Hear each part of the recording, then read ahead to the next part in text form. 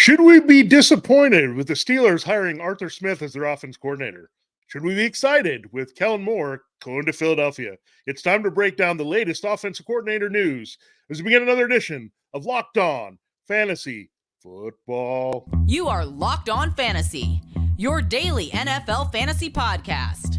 Part of the Locked On Podcast Network, your team every day.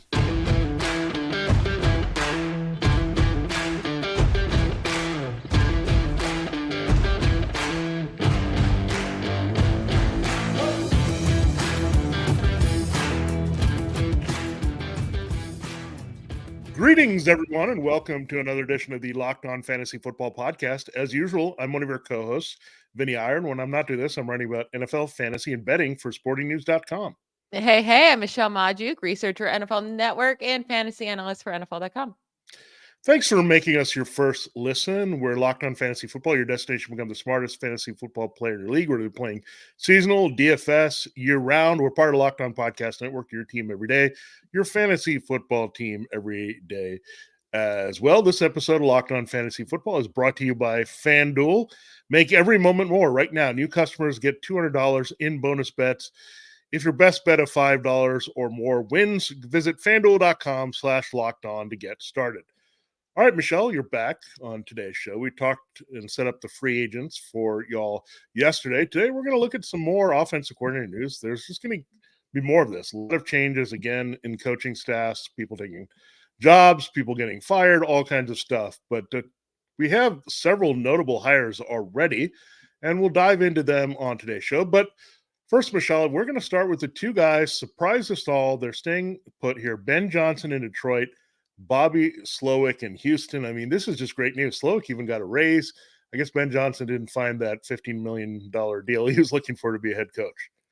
It's absolutely amazing news for fantasy. Like, this is a great start to the offseason. Huge, because it would have been so hard to figure out where to rank these great players on the Texans and on the Lions, not knowing the differences that they would have had with their OCs gone. This is huge for Amon-Ra St. Brown, because now we can feel confident in really bumping him up our rankings. Like, he was going to go in the first round no matter if Ben Johnson left or stayed, but now I can feel confident taking him there. And honestly, when you look at Amon-Ra, how many wide receivers are you taking over him? Because when I'm looking at this, there's three guys that I would feel like I'm still going to take over Amon-Ra. It's Tyreek Hill, CeeDee Lamb, and Justin Jefferson if Kirk Cousins is back. But then after that, it's Amon-Ra St. Brown for me. Yeah, I would maybe put Jamar Chase in that mix, especially if T. Higgins and Tyler Boyd leave. He could just be an absolute target monster there with other people, and Joe Burrow coming back healthy, right? I think that's the one guy that you would put in, but Amon-Ra St. Brown wouldn't drop much more than that. I mean, he's 4 or 5, so whatever you're looking at with him is in PPR leagues, he's probably higher because of his volume and being the number one target of this offense. They'll get somebody else, we assume here at wide receiver, but they'll probably also lose Josh Reynolds. They're not going to change too much of what worked, right? They have a great offensive line, good running game, good inside receivers with him and Sam Laporta. So it's really hard, Michelle. We've had so much offensive coordinator turnover. Trying to figure out stuff from year to year is just so difficult when there's changes. I mean, we've had basically the entire league change their play calling, except maybe the 49ers in recent years. So it's tough, right? I mean, that's why some of these teams get to the Super Bowl, because there's stability. They know what they're getting out of their coaching staff. So, look, this is huge. You're right. I mean, Amon-Ra St. Brown, Sam Laporta going to year 2. That's going to be great. It's going to help Jared Goff, being a good matchup-based quarterback, continue to do that. It's good for Jahmyr Gibbs because he got used to using him in the right way. So, yeah, just a big surprise. I mean, this was getting to the point where Eminem was about to write about Ben Johnson leaving. So now that he's staying, that's how big of a game changer it is. I mean, the Lions fans kind of just assumed he would be gone, and now he's back, and they've got to be excited. I think we're excited as fantasy football players as well. Yeah, even with like Jahmyr Gibbs, that makes me way more confident in him for next year as well. We talked about this a few episodes ago, that David Montgomery is still going to be involved, and I would expect a lot of the same happening in this backfield. But we did kind of see the shift to Gibbs way more often towards the second half of this year, even when Montgomery did come back from injury. So, like, when you're looking at where he's going to go in 2024 drafts, there's not a whole lot of running backs that I'm like, ooh, I need him over Gibbs, right? There's Yeah. obviously Christian McCaffrey, Jonathan Taylor. I'm still probably going to go Bijan Robinson over Gibbs just because hopefully he'll get I feel more confident that he can get a workhorse type of role before Gibbs. Brees Hall, maybe Kyron Williams kind of on the line there if he's Yeah. still like the only guy with the Rams. But after that, I mean, Gibbs might not get touches we want, but he's so explosive. And we know the Lions love to score rushing touchdowns. With Ben Johnson back, I think Gibbs now becomes a late first round pick confidently as well. Yeah, I think he's definitely a RB1, right, in the top 12. First round, I mean, we'll just see how it sorts out in the end, depending on certain people maybe retiring or fading, all these type of things. Travis Kelce may not be a first rounder anymore, so those type of things we'll look at overall. But another good news that's coming out of this is Jameson Williams. He learned how to use them a little bit better, so maybe develop him more as a receiver, especially if Reynolds goes and they need a consistent guy. Williams needs to prove he's a little bit more than a big play threat for this team. Part of it is, again, he has been on the field. He's had an injury, he's had a suspension, so maybe a full year being on the field here with Ben Johnson will mean good things. But I would think one of their priorities also would be upgrading receiver again, and they just need a little bit more weaponry, so that could be even better news for Jared Goff. Now, let's go to the other situation here. Bobby Slowik staying with CJ Stroud. So what do you expect here? I mean, how high do you want to take him? I mean, he was a QB1 when you look at it, but not flying off the boards, right? He was more at the back end, QB10, 11, 12, but that was definitely exceeding expectations because he's a rookie and he was an undrafted player in most fantasy football leagues. So where are you feeling CJ Stroud? Do you kind of point the arrow up? Is it staying the same? What do you think this Texans offense is going to do with Slowik back? I mean, this is huge for Stroud just with his development to keep the same OC, a Yeah. guy that we know how to call plays and get guys open for Stroud. This is absolutely huge for this Texans offense. I cannot understate that or overstate that, I should say.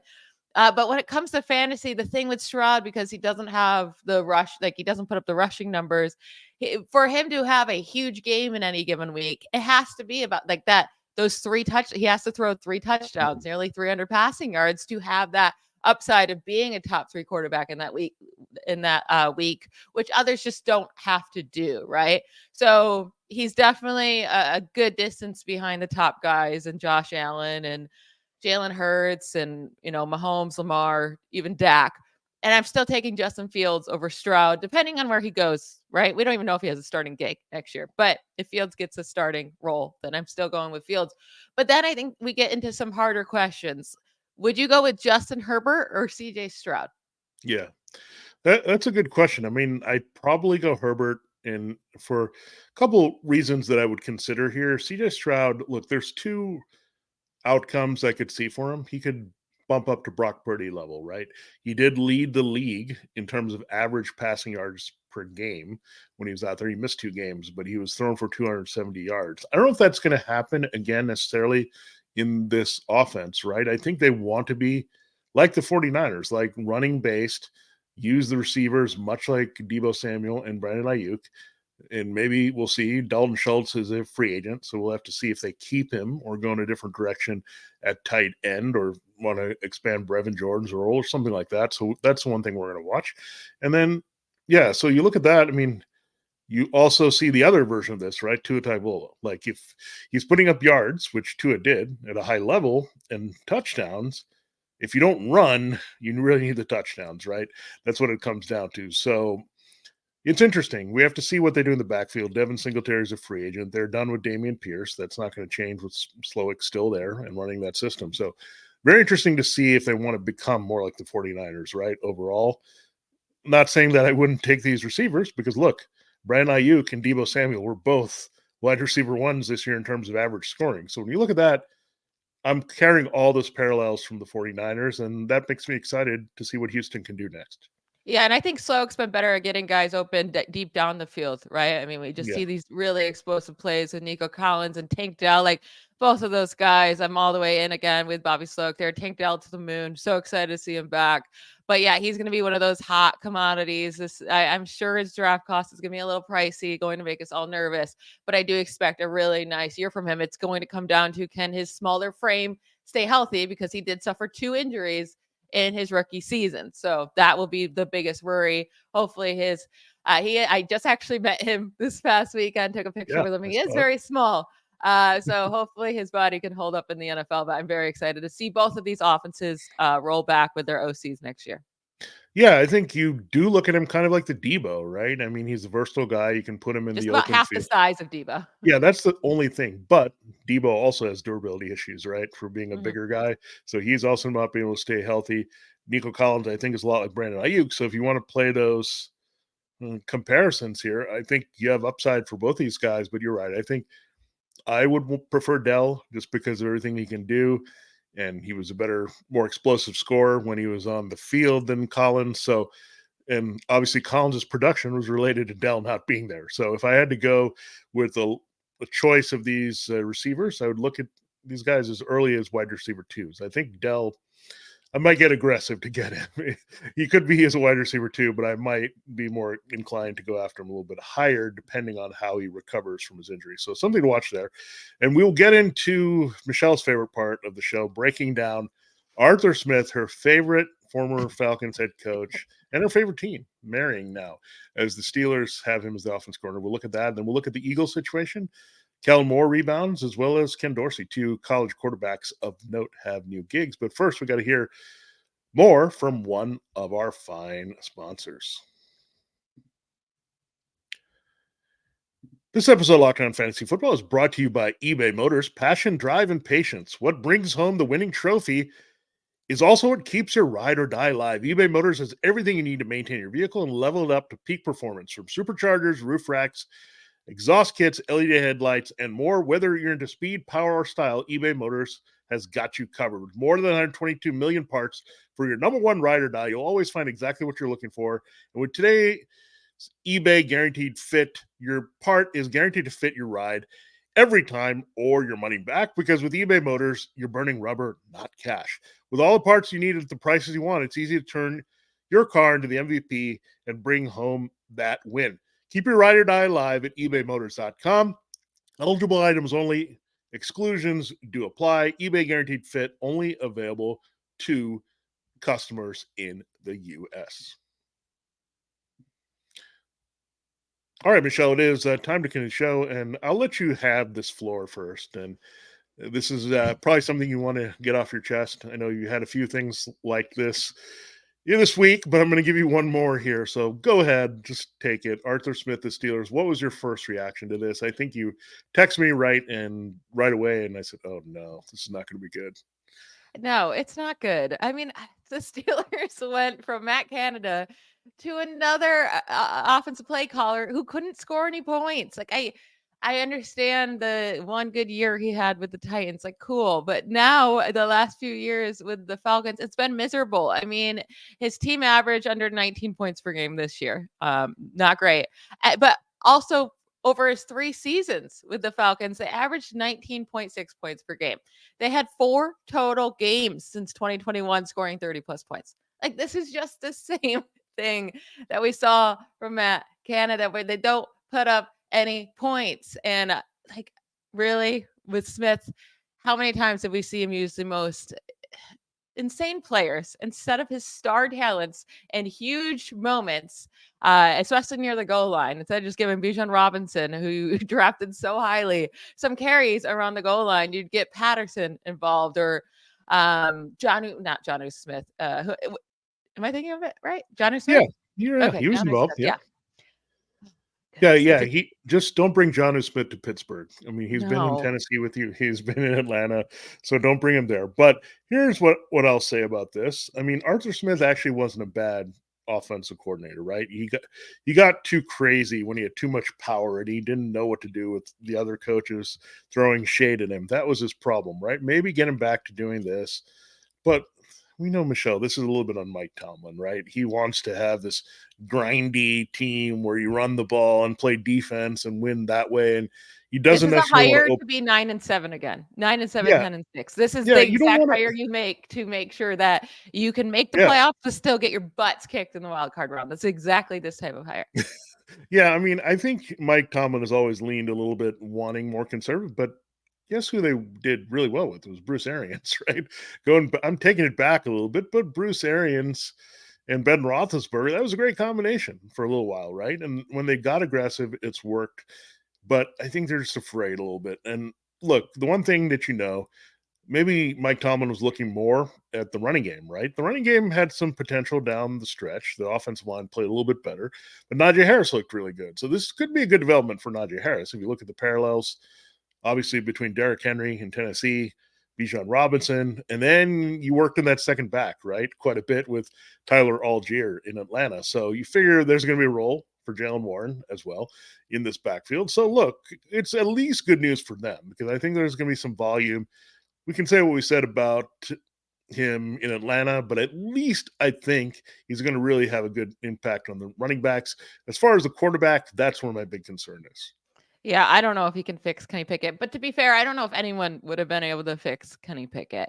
Yeah. But Arthur Smith does use play action a ton, and I shouldn't say all, but most quarterbacks are much better. They have much better stats in using play action, right? But Kenny Pickett does have really nice stats playing, using play action. Yeah. I will say his air yards per attempt are down to 4.6 under play action this year. So of course, his efficiency is going to look better in terms of completion percentage and passer rating, but at least that was up with play action. Maybe we get more of that, more motion, more creativity. We'll see. They have to fix their offensive line. That's huge. Like the thing with the Falcons is that they put a lot of money into the offensive line. They had a really good run blocking offensive line that helped Arthur Smith in the run game.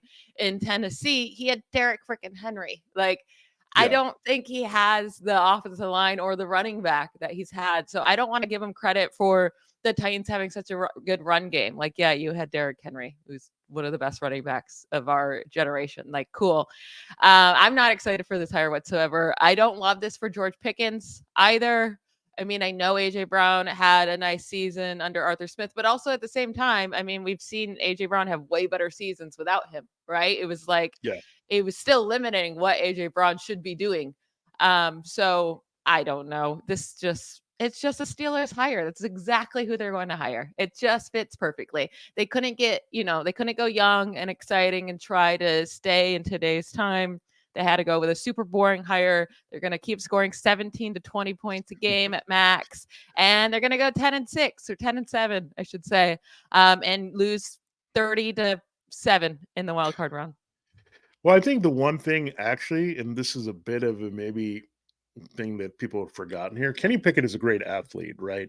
And I don't think they used him as much. I mean, you saw him run in college, you saw him run in the testing before the draft. I don't think that part of his skill set was used properly, right? And get him on the move, design some runs for him, get that going, right? He's a very good athlete. So I think maybe he unlocks a little bit more of that. I'm not saying Desmond Ritter and Taylor Heineke provided a blueprint that we want to necessarily follow, but we've seen this before, this type of offense, right? With Ryan Tannehill, they used his mobility a little bit better to use his deep arm, where Tannehill had that, and he just needed to kind of move off the spot and get it downfield. So maybe that helps. Again, I'm going to have to reserve judgment until I see them out there. I mean, let's just say it couldn't be much worse than what we saw last season. So let's keep that in mind. Like he's going to at least have some concepts that put people on the move here. And again, definitely looking at his makeup, this is a guy that I don't think will ever be a head coach again. I just don't think he can handle that type of power. But if Mike Tomlin's keeping him in check and making him play complementary offense to what they're doing, it's a little bit better. I'm not pointing the arrow up at all. But one question we wanted to end on here is looking at Pat Freiermuth. Like, could he be a big part of what they do? Now, look, Kyle Pitts, we know what that was, but he did involve Jonnu Smith, as we mentioned. And you go back to Tennessee, the tight end was somewhat featured. Does this help Pat Freiermuth after a decent end of the season for him after coming back from the injury?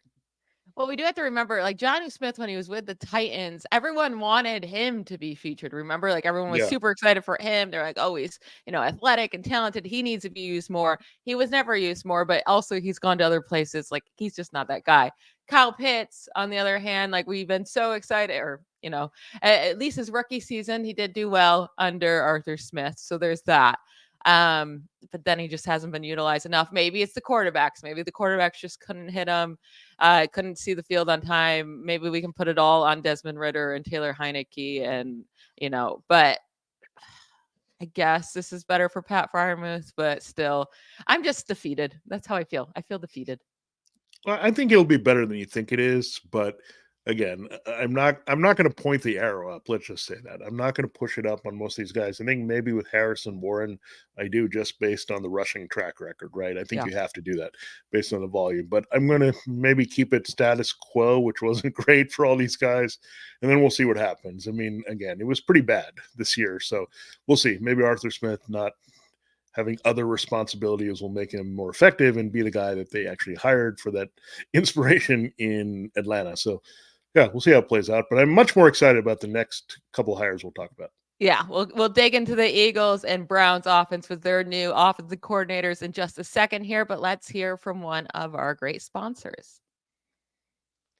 Happy Super Bowl to all who celebrate from FanDuel, America's #1 sports book. If you're like me, Super Bowl Sunday is all about scoring the best seat on the couch, grabbing your favorite football snacks, and placing some super bets. I personally am insanely excited to watch my 49ers in the biggest game of the year with good friends, good food, and good bets. My favorite Super Bowl bet is Travis Kelce anytime touchdown score at plus 105 odds. FanDuel has so many ways for you to end the season with a W or two or three. Not only can you bet on who will win Super Bowl 58, but FanDuel also has bets for which players will score a touchdown, how many points will be scored, and so much more.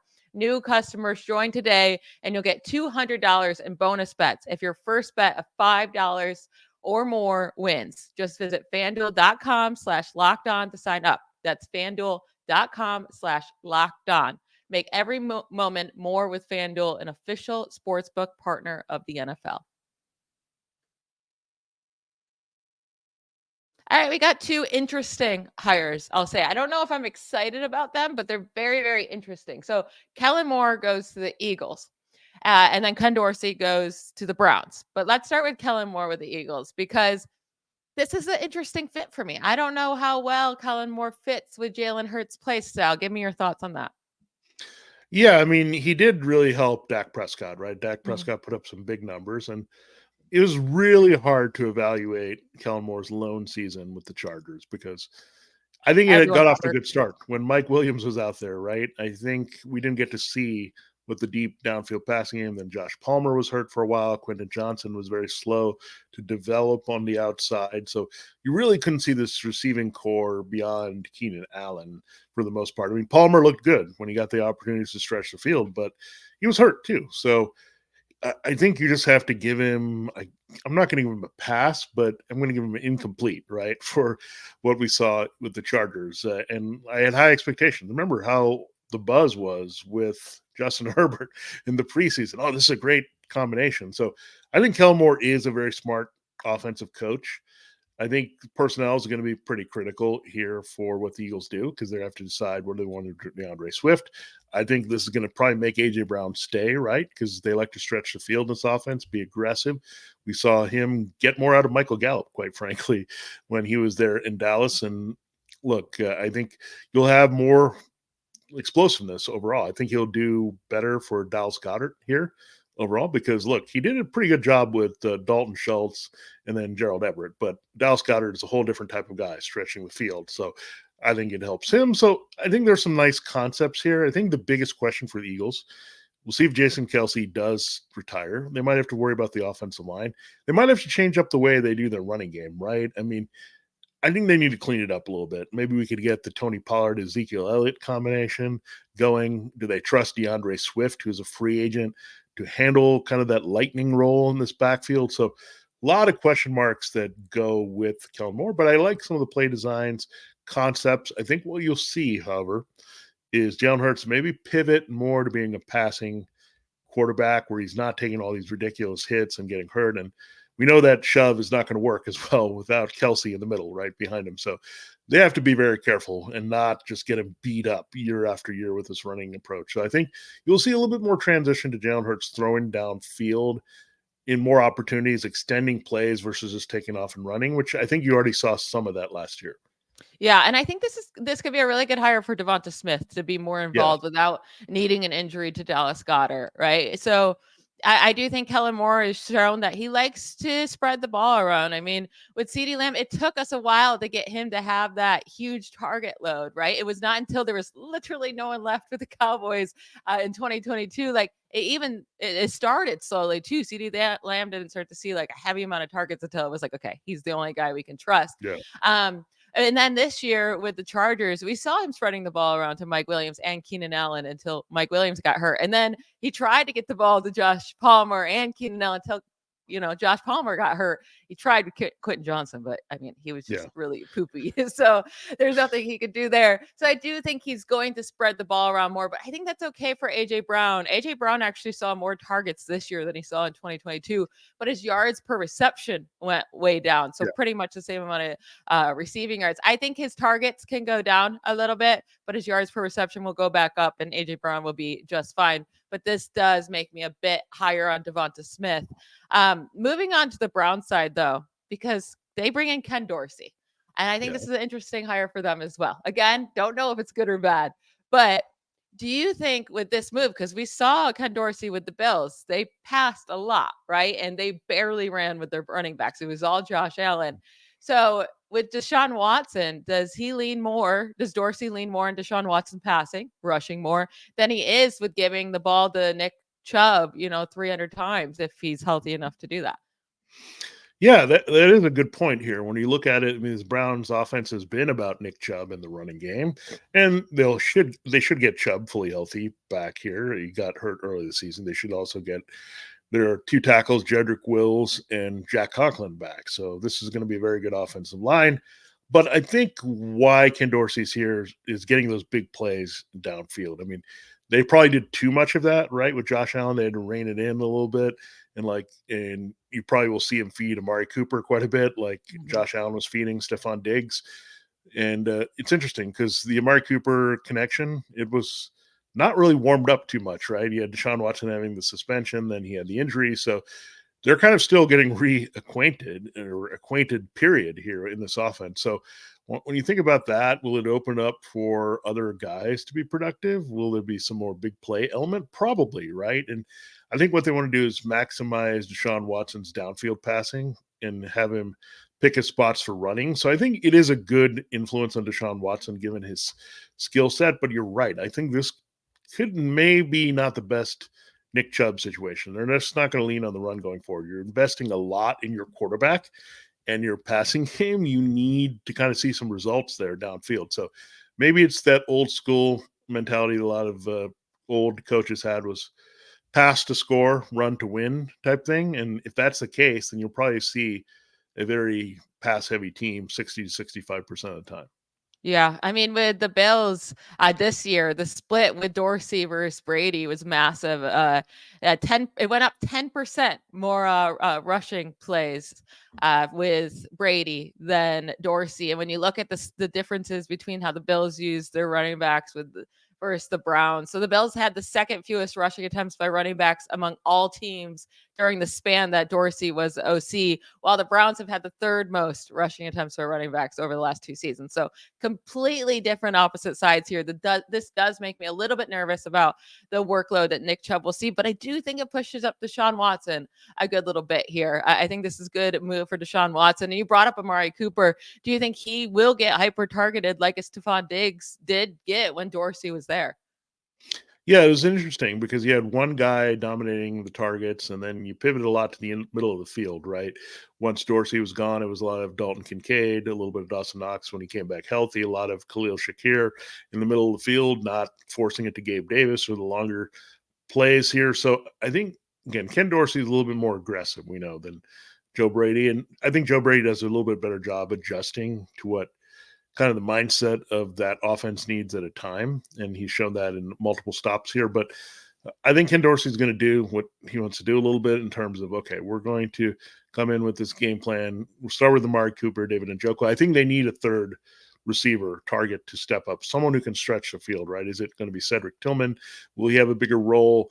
Will they look at Elijah Moore in this or just realize he should probably just be a little slot guy and they need to have a real field stretcher on the outside? So I think the Browns need to make wide receiver priority. They also have David Bell that has shown a little bit there. So I think you'll see Again, this is probably good for Cooper. It's probably okay for Njoku, but I think finding that other option is going to determine if we'll see. I think they'll give us a little bit of a tell, right? If they're a little bit aggressive, adding some help at wide receiver, drafting, I think you'll know, okay, they want some depth. They want to throw the ball a little bit more. If they're like, okay, we need to maybe get some other help, and Harrison Bryant's a free agent and go in that direction, more like that with tight ends. And it's like, okay, we might have some of this running offense, and we'll see an adjustment from Ken Dorsey from what he showed in Buffalo. So watching this very, very carefully, but I would say on the surface, Michelle, I think it's an arrow up for Watson, maybe a little bit of arrow down for Chubb, especially coming off that injury. They're both coming off injury, but I think arrow up for Watson and maybe Chubb a little bit down. I still think he's a worthy RB1, but just be prepared if things are kind of scale back with him next year. Yeah, I'm totally with you there. I'll definitely have Watson up higher in my rankings. Not like super high, but higher than I would have if they like Dorsey definitely makes me feel better about him just being used more, using him more as a passer and as a runner. We know Watson was so mobile and he did crazy things with the Texans, and I just feel like he hasn't shown any of that. I mean, Yeah. much of that ability with the Browns. So yeah, these two offenses should look much more explosive and exciting this year than they are this upcoming year than they were this past year.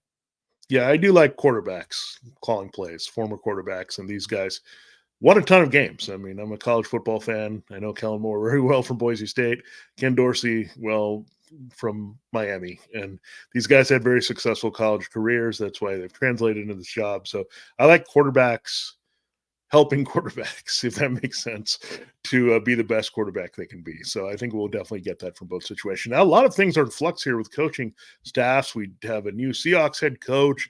You're looking at the Buccaneers deciding what they want to do. The Saints are exploring their new offensive coordinator. So a lot of things, and we'll get you caught up and covered with all that here this offseason as we wait a little bit for Super Bowl 58 and the 49ers and Chiefs to take the field. But until then, this has been Vinnie Iyer for Locked On Fantasy Football. And I'm Michelle Magdziuk. Bye, y'all.